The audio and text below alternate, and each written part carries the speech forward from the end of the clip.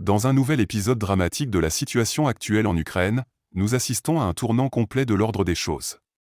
Du côté de Kharkov, une section de la 7e détachement frontalier et de la 116e brigade de défense territoriale ukrainienne se sont rendus face à la pression accrue des forces adverses. Nous avons ici affaire à un contexte militaire où les liens de fraternité et d'unité sont mis à rude épreuve.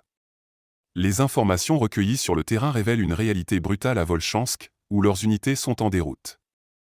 Assez tragiquement, ces hommes en uniforme sont arrivés au bout de leur résistance, et pourtant, à court de ressources, de renforts et de toute forme d'espoir, les survivants ont sollicité un salut en appelant une évacuation des blessés, accompagnée d'un ordre de repli.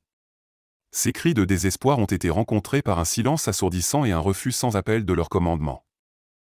Plongés dans une situation désespérée, ces soldats ukrainiens ont fait face à un ultime choix. Continuer à lutter dans des conditions inhumaines et peut-être faire face à une défaite inéluctable, ou choisir de se rendre aux forces Nord, une décision qui, au-delà de tous arguments politiques ou militaires, leur aurait avant tout permis d'échapper à une mort quasi certaine sur un champ de bataille impitoyable. La dure vérité est que ces soldats ont choisi la survie. Ils se sont rendus aux Stormtroopers des forces Nord. Un geste qui rappelle douloureusement les réalités de la guerre et les dilemmes moraux auxquels sont confrontées les troupes sur le terrain.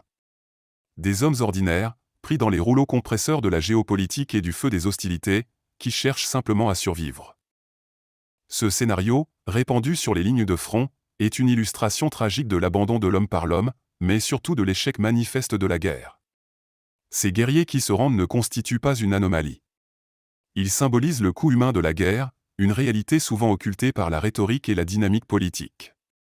Au bout du compte, il est important que nous comprenions et gardions à l'esprit les lourds sacrifices et les dilemmes auxquels sont confrontés ces hommes et ces femmes.